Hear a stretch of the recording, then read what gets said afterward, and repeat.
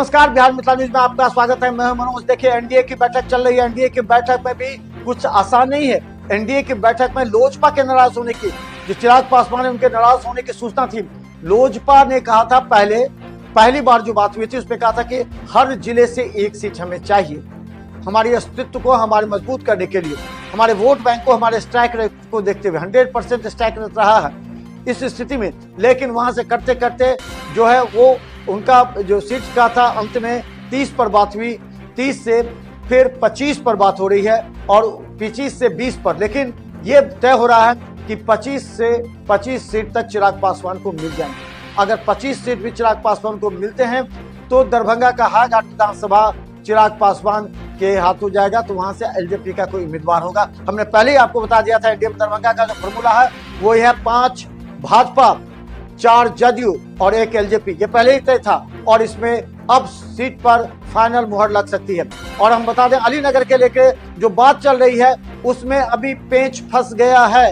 अलीनगर में जो मैथिली जो हम कहें, जो मैथिली सम्राट कहिए, स्वर सम्राट कहिए, उसे लड़ने की संभावना तेज है और आज शाम वो पटना पहुंचेगी।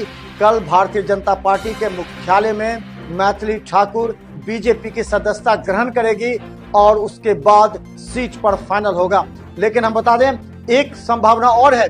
अगर जो मैथिली ठाकुर हैं उनके सूत्र बता रहे हैं कि वो पहले अपने गांव बेनीपट्टी से चुनाव लड़ना चाहती है।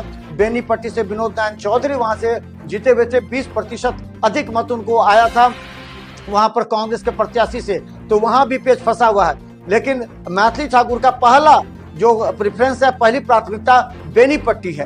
वो चाहती है कि बेनीपट्टी से अगर टिकट मिलता है तो वो लड़ेंगे। लेकिन कल जब भाजपा कार्यालय में शपथ ग्रहण करेगी, भाजपा की सदस्यता लेगी, तब उसका जो है ये तय हो पाएगा। लेकिन हम बता दें कि मैथिली ठाकुर का दरभंगा के खरासपुर में उनका नानी गांव है और यहीं वो पली बढ़ी है, इसलिए उसका ये भी कहना है कि अगर दरभंगा से भी अलीनगर से सीट मिलेगा तो हम यहां से चुनाव लड़ सकते हैं। लेकिन पहली प्राथमिकता उसका बेनीपट्टी कहा जा रहा है। और इस बड़ी खबर बता दें कि एनडीए में बहुत कुछ साफ नहीं है और बहुत कुछ साफ होने की संभावना आज शाम तक है। चिराग पासवान से भी वार्ता लगभग सफल हो चुकी है और ये कहा जा रहा है कि रात तक, शाम तक सब कुछ समान हो जाएगा। लेकिन मैथिली ठाकुर के राजनीति में आने को लेकर के चर्चा गर्म है। मैथिली ठाकुर जो कि एक बहुत बड़ी गायिका है और कम उम्र में उसने पूरे भारत ही नहीं विदेशों में अपने नाम को रोशन किया है।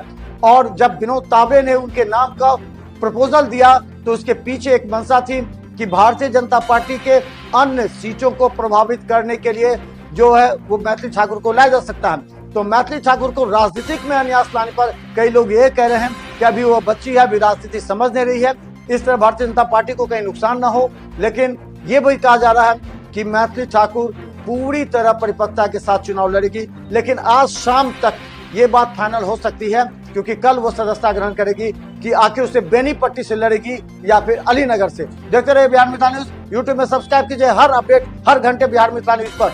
धन्यवाद।